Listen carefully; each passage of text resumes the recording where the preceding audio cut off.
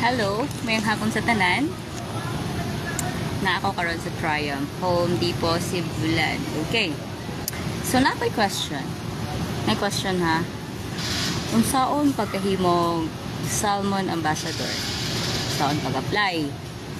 O kung sa dyan pinaka-requirements nga nung mahimo kang Salmon Ambassador? Kinahan ka maminaw? Okay. Number 1, dapat ano ba? Masay kasulti. Para na ako, ganahan ka mahimo ka Salmon Ambassador, dapat naakay, dili ka ulang gwapa ha. Dili lang siya fresh, dili lang sad siya matawag na to nga discrimination.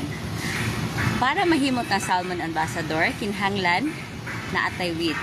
Meaning, na atay plaster nga pagka-istorya, maayo nga kauban sa ato ang mga co-workers. Okay? Naatay ginatawag na teamwork.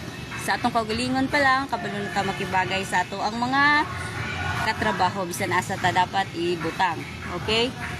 Hi Sir John, mayong hapon. Thank you for watching.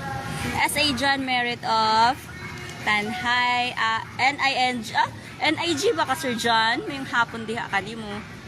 Nag-live ta karon eh. Okay, ako karon sa Triumph. Okay, balik ta. Anyway, dili lang kagwapa ha.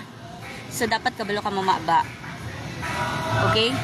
And number 1, ang pinaka-importante is batasan. Okay?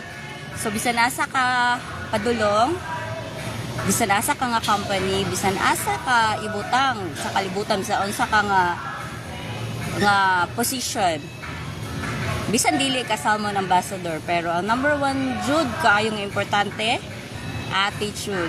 Okay? Manners matters jud na siya. Okay? So dili man ta perfecto, pero kabaluta mo dala sa ato ang pagkamaldito. Okay? Kabaluta mo dala sa ato ang batasan.